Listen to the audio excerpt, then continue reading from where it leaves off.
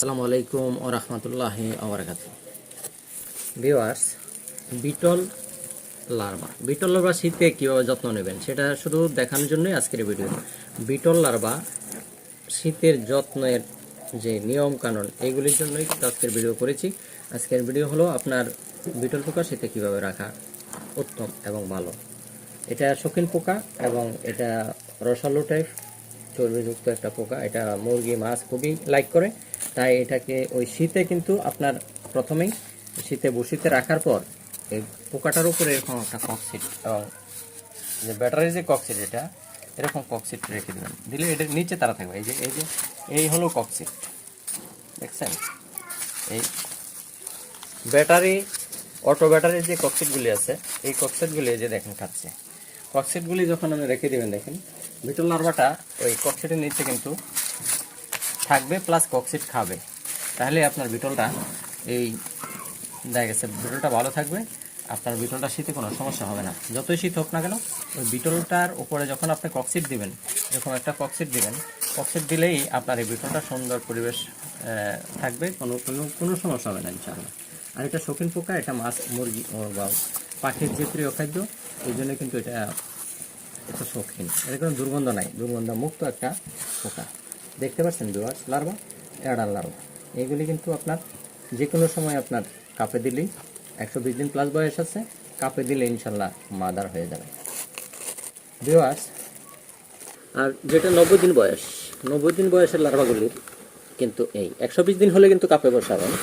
আর 120 দিনের লার্ভাটা তো আপনারা দেখলেন, আর এগুলি হলো 90 দিন। আপনার এই বয়সে থেকে আপনার 120 দিনের বয়সের লার্ভাটা যখন বসাবেন কাপে, তখন দেখা যাচ্ছে মাদার হইতে খুবই দ্রুত মাদার হবে এবং পোকাগুলি মাদার শক্তিশালী হবে এবং ডিম দিবে বেশি।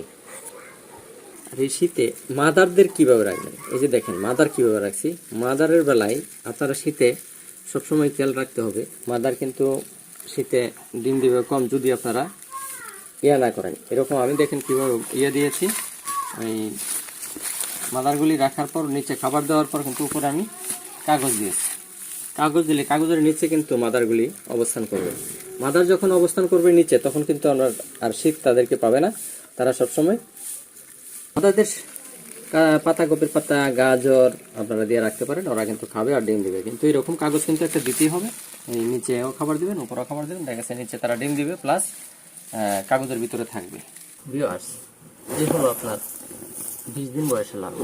20 দিন বয়সের লার্ভাগুলি যেগুলি, এগুলি কিন্তু আপনার ছোট মা পোকাদের জন্য, ছোট যে পাখিগুলি আছে এদের জন্য কিন্তু একটা ছোট্ট, একদম ছোট্ট যে পাখিগুলি, এগুলি ছোট লার্ভাগুলি খেতে পারে খুব।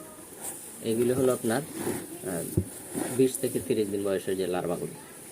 ভিউয়ার্স, ছোট লার্ভা, ছোট পাখি, ছোট মোরগ বোর্ডিং থেকে বের করে কিন্তু আপনারা খাওয়াতে পারছেন।